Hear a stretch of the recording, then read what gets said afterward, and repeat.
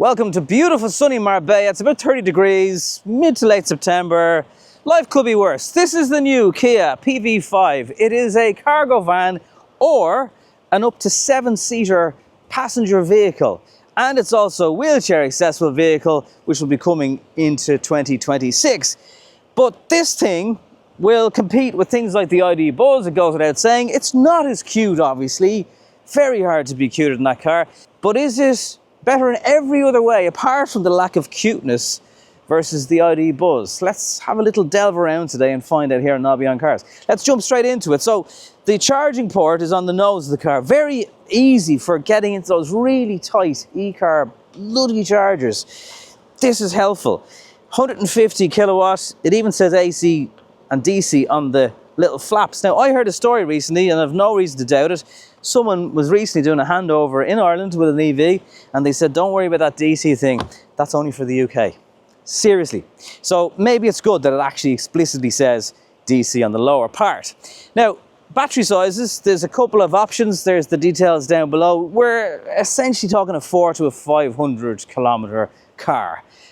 Also, clever stuff. So if you were to ding this thing or scuff it in the car park, insurance will go, oh, well, like, you got to replace the whole bumper. You don't. For example, if you just scuffed this part on the PV5, you just replace that. So again, bringing down your insurance costs. Bigger deal maybe for fleet companies in the commercial version, but still, no harm for you if you are a private customer. You have these daytime running light strips, pretty much resembling Kia, but obviously it doesn't look as nice on the nose maybe as something like an EV9. You can get Steelies on this if you want. It's all about the cushion. So these are 16-inch alloy wheels. They probably actually look bigger than they are. So that's fine. Wheelbase is just tiny bit shy of 3 meters. So you're going to get loads and loads of space. It's an optional extra to have, and maybe if you get a certain trim, it'll be included, but there are manual as standard. But these doors then give you an idea of how much space you can fit into this car. And maybe you're just a large family of 6, 7, whatever it is, this could be the car that you need to buy for your lives. I'm going to give you a look around what the inside is like in just a few minutes. Quite a tall vehicle as well, as you can see. Now it has a brilliant turning circle of 5.5, which in even this kind of tight car park today, we managed to, I think it was still a 3-point turn, but essentially if it was a bigger vehicle, it might be longer than that. Functionality is the whole point of this vehicle, so it's quite low off the ground in terms of loading things. It's the same with the van version, so they've essentially made it best in class just to be able to load bulkier items in. You get in this electric tailgate, of course there is a wiper. Now, if you're 6 foot tall, you're not going to fit underneath here. For those of us who aren't quite as blessed, well, you can. Lovely little shelter from the rain in Ireland. Now, the boot is absolutely huge, right? Just massive. So these little they're like gills on a shark. Essentially, you can clip on different accessories to this and, you know, umbrella holders, other devices, just clever stuff. We've seen it in things like Dacia, but it's still good to have. Then you have this entire split 3-area compartment. Chuck things under here. Same for this one. And you're never going to guess, also for this. And again, just very, very usable space. And you still have this huge opening. I mean, the load height alone is impressive. There's obviously a 6 or a 7-seater version if you want. If you get that version, you'll get 4 isofix seats, 2 in the middle bench and 2 on the exterior. And if you want to drop the whole thing down, you still got the parcel shelf to kind of work with that and tuck away your items. So it's just a very, very practical boot and absolutely massive. Bikes, you know, all the stuff. You could buy things like, you know, the Kia EV9, the Hyundai Ioniq 9. There's a lot. The Peugeot do the 5008 now in an EV. But none of those cars can compete with third row legroom or boot space in this kind of boxy style of vehicle. It's the same with the long wheelbase ID Buzz. It mightn't be as, you know, nice to look at as a car or to drive for that matter, but fitting things in, you can't beat it. First things first, you can open the window back here. You can't in a short wheelbase ID Buzz. And you can electrically open the doors. Now, they're manual as standard. You get this electric version, on the higher spec models. I'll show you how this whole thing folds down in a minute, but again, 2 isofix on the either side of it. It's a very substantial bench. Like, this could be something in an actual bus. And then you have ridiculous levels of floor space for your feet. You can rest them up on this kind of housing. Yes, you'll probably dirty it, but look, that's someone else's problem today. So flat floor anyway. Air vents, there's a plug that you can access here. Again, this is another one of those clip adapters. Now, looks like someone actually broke something off here. Some of them have a max load, like this one is 2 kilos. But again, you could stick a tablet device, whatever. You've got nice little pockets down here of different sizes and proportions, and you charge your devices on the back of the seat. And obviously, as you can see, there is exceptional headroom. So again, this is all about how much practicality you can fit in. Just to show you as well, so again, the side of the vehicle is low for getting smaller kids in and out. It should be quite accessible for them. Really is particularly low. You have these handles to help with that. And then if you want, oh, by the way, these seats are heated, and this GT, the sort of K4 spec. So these fold down like this. You can obviously do that with this side of the bench. But if you're a lifestyle-y kind of person, look at that. That's extra cover, by the way. Basically, you could load a surfboard and still have 2 passengers here. So again, it's just, think of a problem, and this thing is kind of the solution for it. And even down here, there's extra storage space if you did want to chuck boxes, whatever else in here. There's an awful lot of space going on, much like the boot. Towing capacity, 1,500 kilos, which is pretty decent. Again, if you had that boot full and you're going away camping or whatever, or you have some sort of a caravan, a lot of space there. High seating position, so I mean, you are sitting in this like a van. It's on a particular platform, GMP S, which the S is for services. And that's their global platform. So yes, you are high up.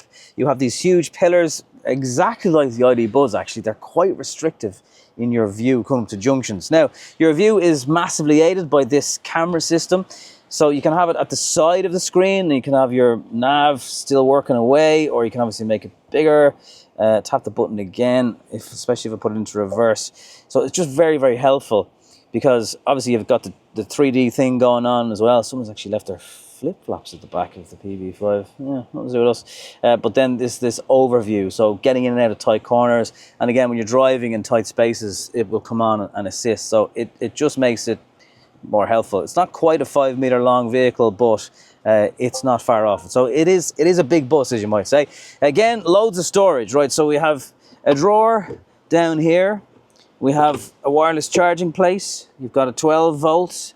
You have a very mediocre glove box, but for the driver at least, and this will be on the other side for our side of vehicle steering wheels, you've got some storage in here and just a very flat, if you're having a picnic or whatever, you could definitely lay stuff out on the top of the dashboard. The steering wheel is pretty much a Kia Earth trim spec steering wheel. All the usual controls you would expect to have in any of their passenger cars. You've got 3 levels of regen, including one that pretty much brings the car to a stop. Again, like, look at all the storage. It's all about practicality. You've got a plug going on here, chuck your drinks holders. You've got a flat floor. You could slide across the vehicle to get out either side. So some you-know-what parks right up against you in a car park, you can still get out. You've got huge door bins here. It's just a very practical thing. And if you're a lifestyle kind of person, and you're cycling, or you do triathlons, you do any kind of water activity, anything like that, this is going to be a perfect vehicle for you to be able to just shove everything in and not worry about it. Like any modern car, you get a whole suite of ADAS stuff. Literally, you name it, it's there. There's the blind spot, chuck your indicator on, you get a little blind spot camera which shows you what's in the blind spot on the screen. You've got the driver aids, you've got the thing that beeps at you all day long if you go 1 kilometer over the speed limit. Hold down the volume button for 3 seconds and that is gone. It doesn't have a head-up display.